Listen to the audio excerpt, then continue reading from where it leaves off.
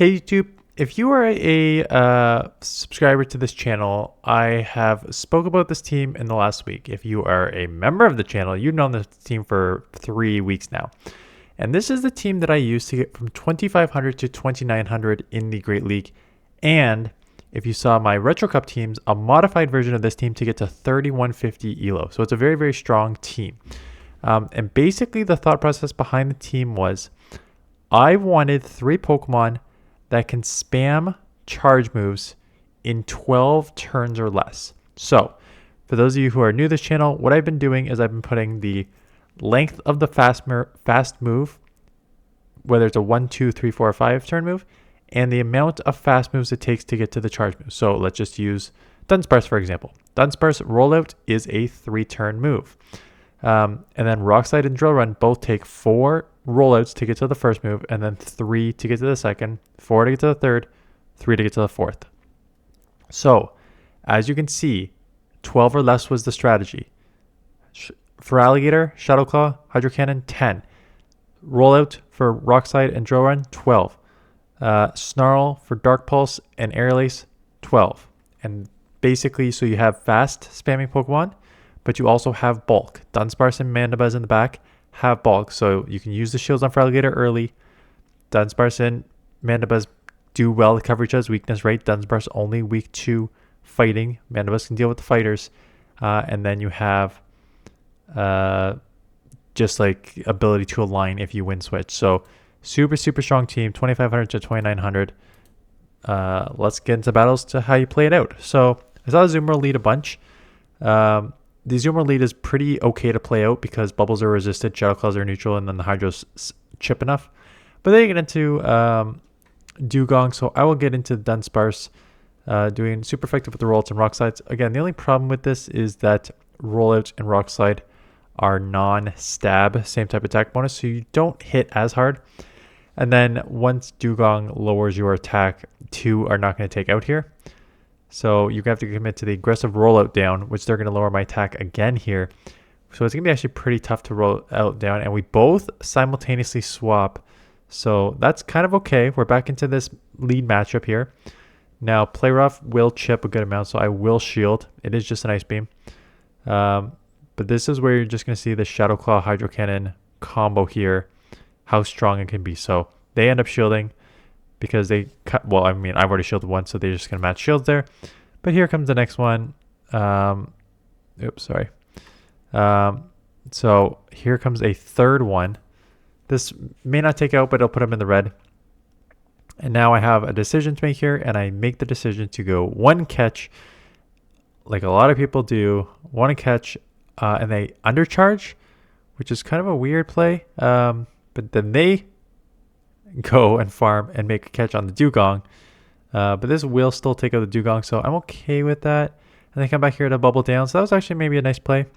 But I think what I'm gonna do is just coming with the Mandibuzz and going to eat a super effective move, maybe sensing that if they are like trying to keep this alive, maybe they're worried about Feraligatr in the back, and it is Sand Slash. Maybe I read this team. Yeah, you know what, okay, let me just stop this there, because if you saw my top teams the other day, this was one of them, because this was the #1 team on PV Poke. And at the time, I remember this because I've used this team. It was everywhere. Basically, why you saw me saving Feraligatr and coming in and stuff like that is because, and sacrificing Mandibuzz there on the Azumarill, is because I knew what this team was.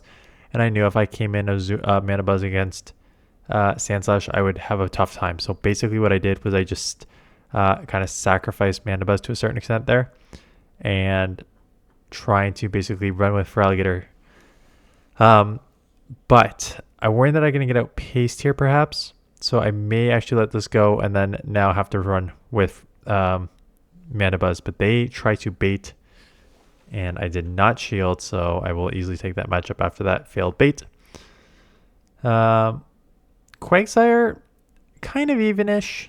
Got to worry about the Stone Edge, which means it's a little bit of a bait game here. They let the move go, so that Hydro lands.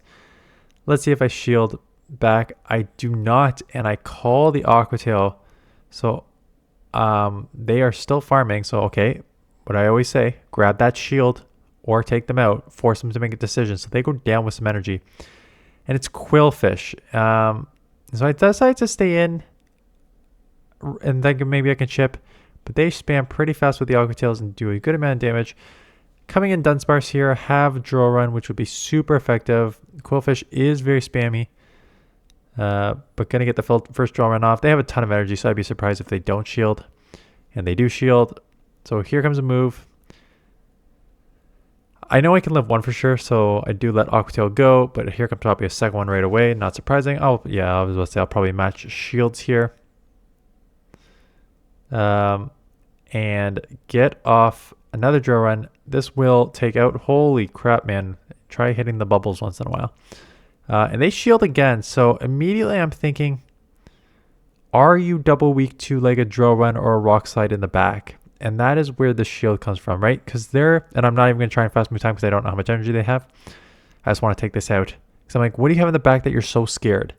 And it's a Talonflame. And again, this is just, you got to be able to team read like that. It's like, there's no reason to double shield a Quillfish there, right? Unless you're very, very scared of Dunsparce in the back. The only reason you're scared of that is if you're double weak to like Rock or something. So there we are. Take it out there. Clodsire lead. Clodsire lead you'd think would be way better than it is because one Hydro does not take out Clodsire. And you've got to be worried about the Earthquake taking you because feraligatr is pretty glassy. So get the Hydro off here. They let it go. And again, I really don't want to take one of their moves, so I will shield, knowing that the worst case scenario, I can go to the 2-1. So it is a Sludge Bomb, kind of bait. Get off the Hydra here.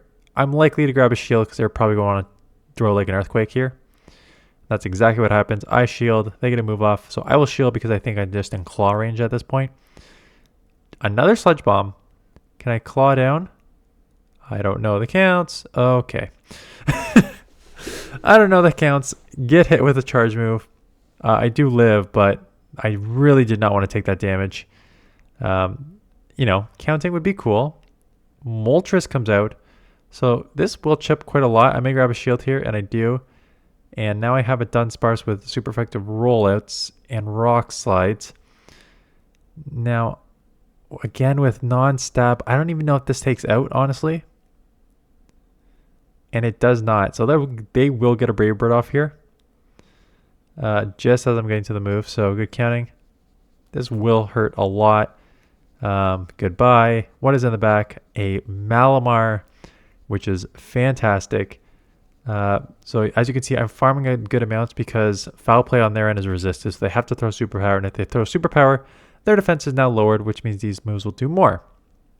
So this is really, really good alignment here. Also, I'm going to make sure I come out with a move for the Moltres because I'm not worried about any moves there. Ariados.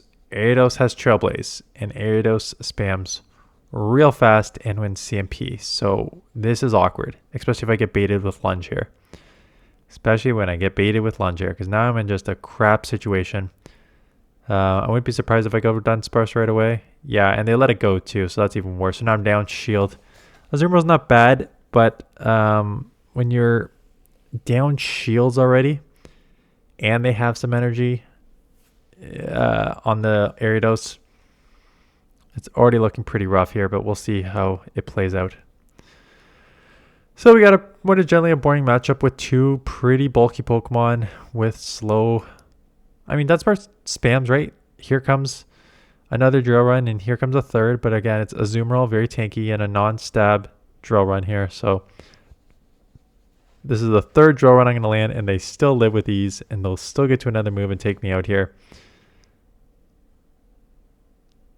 So can I come in and farm? And they have a Morpeko. So Morpeko, real tough against this. I shield the Aura Wheel, and then I'm probably going to throw a move and maybe come in Mandibuzz, knowing that they're on the dark one now, or try and catch a dark one. Try and catch here. Yeah, try and catch just as we're getting to the move because they're going to try and throw in like CMP.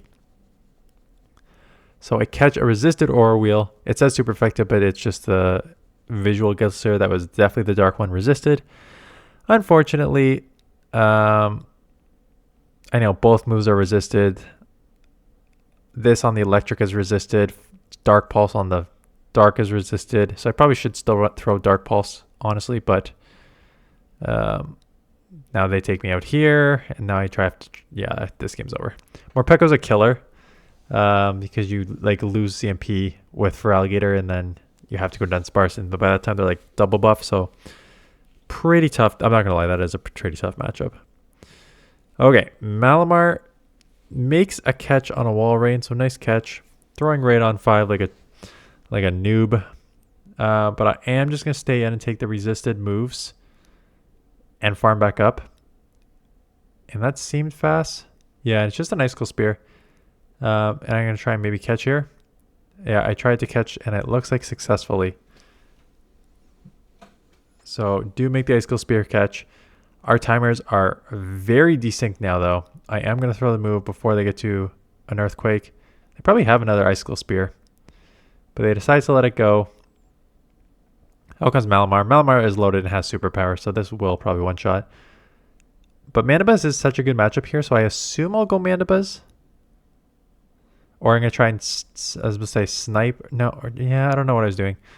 But this actually works out in my favor, because now we have the Sand Slash going to take back-to-back Hydros. I honestly want one of these to land, but they do not. So I have to just immediately get in here, and thankfully it is a Shadow Claw Sand Slash, which puts me at a, not an advantage, but way better situation that the Claw is resisted on the dark as opposed to a super effective Powder Snow.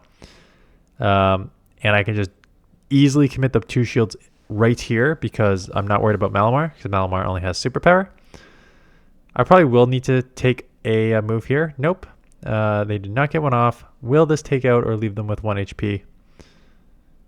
Does leave them with 1 HP, so I'm now coming in here to try and snipe / force their energy.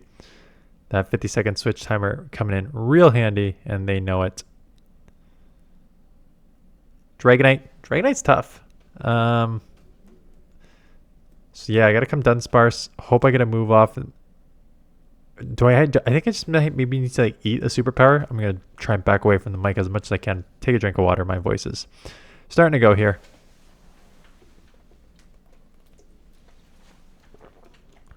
They do land a superpower. It does not quite take out, which is actually quite surprising.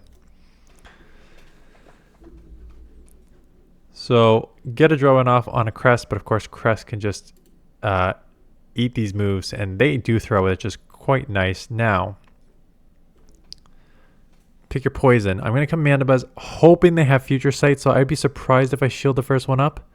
I probably just want to see, maybe it's Future Sight, maybe they're screwed, but if it's Moonblast, then I'm in trouble. Because now they have moves for both of my Pokemon. A Moonblast for Mandibuzz and a Grass Knot for feraligatr. So I can't quite take them out, but I'm going to chip this ASAP because I really don't want to take another Moonblast. So let's get this Aerial Ace off. Do take it out. Out comes the Dragonite again.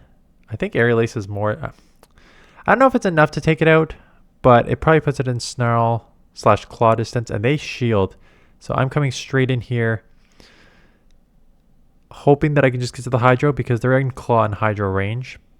And it is a Toxapex in the back. So not a great matchup for me. I can chip a crazy amount here, so that's not too bad. Here comes a Hydro. This is why this Pokemon is so broken.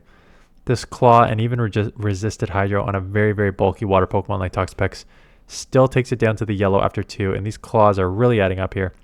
Now, they did farm a ton, so they're going to be out of brine for sure to take me out here. And I wouldn't be surprised that they're pretty close to another move right here, which means I need to commit the shield, come out with some energy, but worried about the Dragonite as well. So I've got to try and come out with some energy. They're in the red, and Toxapex is just so tanky, and Aerial Ace is such a crap move. I was just worried that Aerial Ace wouldn't even take out from that range. So I had to try and go Dark Pulse, and I still get to another Dark Pulse here because 12, 12, 12, 12 right across the board there. Get to it really fast with some bulk.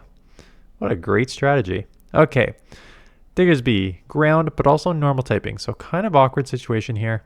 Claws are resisted. Hydros are super effective. Try not to get caught on here. So Hydro does land. I really don't want to take a Scorching Sands though, so I'm going to have to shield. But I think they know, and they give up switch to Toxapex, so let's get into dunsparce here. Sorry, I'm filming this. This is my third video of the night. I did top Great League teams, top Ultra League teams, and I'm shooting this in advance because I played these weeks ago, and Great League is going to be one of the ones I showcase. But I'm doing it after a long day of work and sleeping a broken like 4 hours because my daughter was up from 2 to 4:30. She's fighting. She's got a cough, so that's the first part. And the second part is she had like a bad dream, so that woke her up, and you know, the dad life. Diggersby comes back in. I am loaded with hydros here. So here's one. They let it go, and out is a Talonflame. So easy 2 versus 5 turn fast moves, just 2 claws and then a charge move. So 1, 2, throw. This is the second one, so that is nice. I'll be interested if I go like 2. Oh, I just straight mandibuzz. Yeah, that makes sense too. Try and get ahead on energy here. I'll let the first move go because I can probably live no matter what the first move is. And I was about to say, and I don't want them to buff their attack and then throw a move. So I'll probably throw here. 3 times 3 is 9 versus the 2 times 5 is 10. Land a Dark Pulse, not enough to take out, but they go up again. And this is the problem with 5 turn fast moves. They're really tough to time. So I get a Dark Pulse to take that out. I think there's a few more matchups. But I think you guys get the team, right? Like, yeah, I'll just kind of talk about the team in general, and then we'll talk about the new season a bit, even though the news hasn't dropped when I'm doing this. Basically, if you see a grass or you see an electric, it's instant dunsparce. Like dragons and stuff like that, I usually try and, like, even bad matchups like dragons, I still kind of stand because claws and hydros, and you have ice beam, so can do enough. So that's the only thing I'm really getting out of on the lead is a grass or an electric Pokemon into dunsparce. And then other times, as you're seeing, I fight for switch, get switch, and then align how I want here. So align in the mirror match because I do not want Mandibuzz to see this. Every season, I'm like, this meta sucks. We need a move update. So we had, I can go back as like maybe far as 10 seasons where it was the Registeel Walrein Trevenant League. And then it turned into the Lantern Gligar League. There's probably something in between. Oh yeah, there was, sorry, Noctowl. Oh yeah, we've got the Noctowl. So after the Walrein Trevenant League, there was Noctowl, Galarian Stunfisk / Registeel, and maybe like, I forget what the trifecta was there. And then we went to the Lantern Gligar, and now we are in the Clodsire Dunsparce era. Now, I don't know about you. Like every year we have been saying, I really got to hand it to Niantic. We have been saying counter's been OP, wing attack was OP, and to their credit, they nerfed it. And someone mentioned in the comments, they can see it in my videos that I am having more fun with this meta, and I am. Now, don't get me wrong. This meta is 20 Pokemon. Clodsire, Mandibuzz, Feraligatr, Gastrodon, Azumarill. I'm just going down PV Pokefest. Primeape now. Jumpluff, Malamar, Dunsparce, Marowak, Toxapex, Quagsire, Sandslash. But what I like about it is now I'm down in like rank 37. Walrein usable. Superior usable. Galarian Moltres at 43 usable. Dugong at 46 good. Like Arctibax, Wiggly at 51, Arctibax 52 usable. Drapion, oh that's a non-shadow. The shadow's ranked much higher. If you want to use a different save swap, Miltank. Goodra is the grass. It's a dragon. Cresselia down at 63. Chestnut was a core breaker at 65. There are Yes, there's like 20 meta Pokemon that are on like a lot of freaking teams, but there are a lot of useful, strong Pokemon. Looking at Drifblim at 73. These are strong Pokemon. Shadow Sableye at 81. Talonflame at 82. These are really strong Pokemon in this league and very, very usable. So I felt like this season had more options, and I'm just down at Ariados at 85. Like usually when you're down at 85 here, you're not seeing any Pokemon that are usable. And here we are with some very usable Pokemon. Chargebug at 108. And now we're getting to a little more unusable Pokemon that you don't see. But I just found that this season was much more ability to team build than I had seen in previous seasons. So I really enjoyed that. So the new season may or may not be out right now. If it is, I'm covering it. If it is, I'm probably covering it, and I got to rework some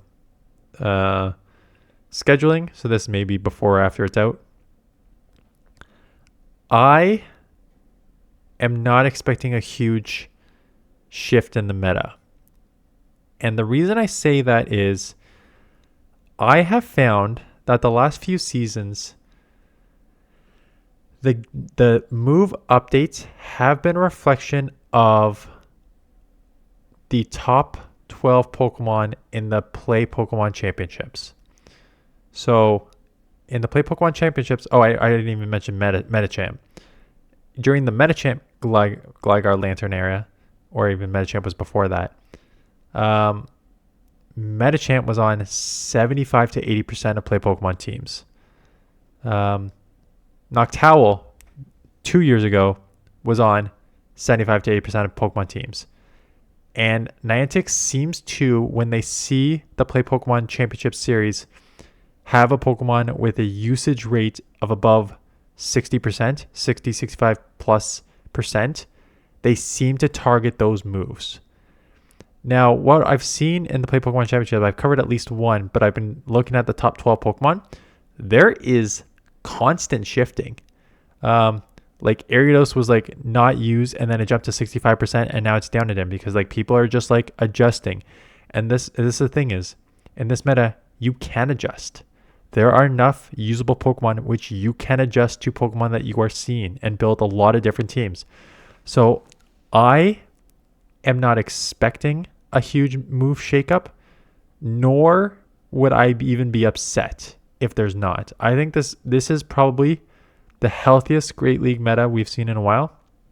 And again, don't get me wrong. I understand that there are like 20 Pokemon that are dominating this meta, but I've played GBL enough to know, and I've played all the other tournaments and different leagues and different stuff to know, no matter what unique Pokemon you ban or different typings that you ban or whatever, there will always be a meta of 10 to 15 Pokemon. I'm not worried about the meta of 10 to 15 Pokemon. I'm worried about the usability of other Pokemon to beat that. And the thing with, again, for those of you who don't remember Noctowl could beat Galarian Stunfisk, right? Could beat a Steel with Wing Attack resisted and non-stab Shadow Ball. That is what made it very, very frustrating when you had a usage rate of 70-80%, that unless you're running like a Togedemaru and it's an electric, you didn't really have a fantastic answer to Noctowl. So that was one of the things that I did not like about the past. But this season, yes, there's a limited meta to a certain extent, but there's way more usable Pokemon to counter that meta overall. So we'll see with the move updates. I will cover it. Stay tuned for the Beyond the Hype analysis of all this, what you need to know, strengths, weaknesses of the move updates, Pokemon that are going to be good, Pokemon that are going to be bad now. We will cover it all. So thanks for watching. Good luck with this team if you want to run it. One thing I should mention about this team is, although the strategy of the turns and the spamminess is true, Wing Attack instead of Snarl may be better. Now, if you're gonna run a Wing Attack, I would run Foul Play instead of Dark Pulse because it just takes so much. It's so much slower on the charge. So the strategy of the spamminess is not there. But if you're seeing a lot more Primeapes, if you're seeing a lot more Drapions, I think Wing Attack is not Wing Attack. Air Slash. Air Slash is the way to go. Anyways, that is it. Thanks for watching, and I'll see you guys in the next one.